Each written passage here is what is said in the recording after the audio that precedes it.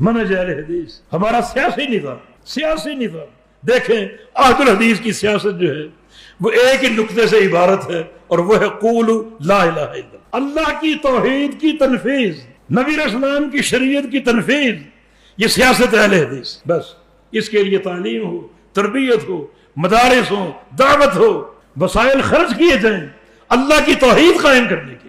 حصول اقتدار ہماری سیاست نہیں، اقتدار کی رسہ کشی ہماری سیاست نہیں، نہ نبی علیہ السلام کے فرامین سے ثابت ہے، نہ صحابہ کے طرز عمل سے ثابت ہے، بلکہ اس کے برعکس رسول اللہ صلی اللہ علیہ وسلم کا فرمان ہے کہ لا نستعمل من ارادہ، جو عہدے کا طالب ہو اس کو عہدہ ہم دیتے ہی نہیں، وہ نااہل ہے۔ ہماری لسٹ میں وہ بندہ نااہل ہے جو اقتدار کا طالب ہو، عہدے کی رسہ کشی کرے۔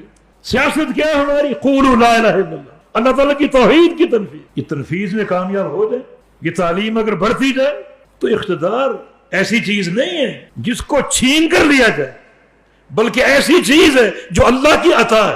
کچھ نعرہ لگاتے ہیں، ہمارا نعرہ قیام خلافت، فضول نعرہ ہے۔ خلافت زور بازو سے قائم نہیں ہوتی، تربیت، توحید، اصلاح، دعوت، تعلیم، اس کو عام کرو۔ اگر تم خلافت کے مستحق ہو تو اللہ عطا کرے گا۔ انبیاء کی جو دعوت ہے وہ قولوا لا الہ الا اللہ، اقتدار اللہ کے پیغمبر کو پیش کیا گیا، آرام سے پلیٹ میں رکھ کے بادشاہ بن جو پورے عرب کے، آپ نے مسترد کر دی، ہرگز نہیں، بالکل غیر طبیعی چیز ہے۔ ہمارا کام قولوا لا الہ الا اللہ، نہ کہ اقتدار۔ اگر اقتدار آپ قبول کر لیتے تو کسی ایک بت کی ایک انگلی ہلا سکتے نہیں، جو طبیعی تعلیم کا راستہ آپ نے وہ اختیار کیا، اور جب اختیار کر لیا اور اللہ نے اقتدار دے دیا تو آپ اکیلے بیت اللہ میں داخل ہوئے اور تلوار سے، نیزے سے 360 بتوں کا پل بھر میں صفایا کر کے۔ طبعی اقتدار جو اللہ کی دین، اللہ نے عطا فرما دیا، مل گیا۔ اب یہ سیاست جو ہے یہ ملک کی سلامتی کی ضامن، جب اقتدار کی رسہ کشی نہ ہو تو یہ چیز امن کا پیغام۔ آج گڑبڑ، فتنے کیوں ہو رہے ہیں؟ کہیں دھرنے، کہیں جلسے جلوس، کہیں ہنگامے، کہیں قتل و غارت گری، اس لیے کہ یہ سارا جو عمل اس کا محور اقتدار کی دوڑ اور اس کی طلب۔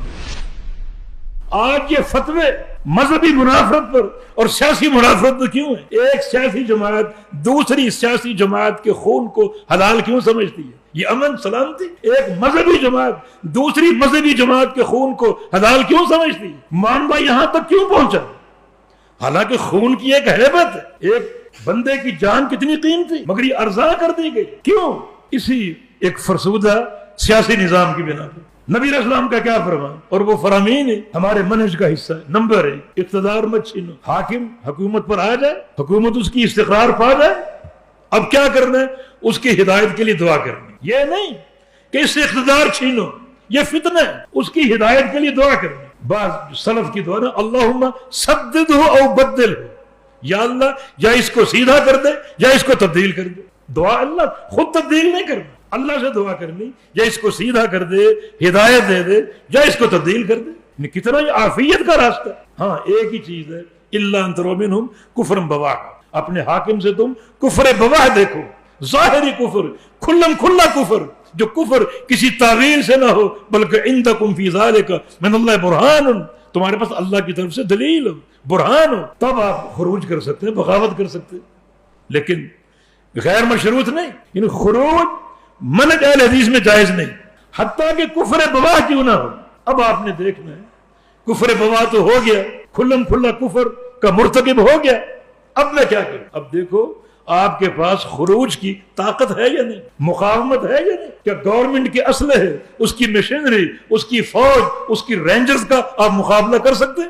مقاومت یہ طاقت ہے؟ بالفرض ہاں طاقت ہے۔ پھر سوچو کہ اس مقاومت میں ایسا تو نہیں کوئی ایک بندہ قتل ہو جائے، اگر ایک بندے کے قتل کا اور خون ریزی کا امکان ہو پھر بھی خروج اور بغاوت جائز نہیں۔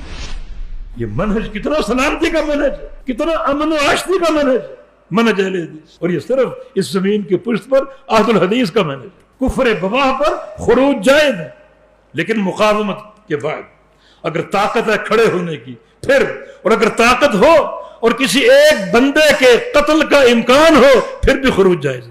دعا کرتے فلاں کی حکومت استقرار پا چکی، اس کی ہدایت کی دعا کرو۔ امام احمد بن حنبل رحمہ اللہ، خلق قرآن کے حاملین اور قائلین، امام احمد کی پشت پر کوڑے مارنے والے، انہیں پابند سلاسل کرنے والے، ان کی دعوت پر پابندی لگانے والے، ان کا قول ہے کہ لو کانت لی دعوت مستجابہ لجعلتها لامیر المؤمنین، اگر مجھے کوئی قابل قبول دعا دی جائے کہ دعا کر لو ضرور قبول ہوگی، وہ دعا میں خود نہیں کروں گا بلکہ اپنے امیر المومنین کو دوں۔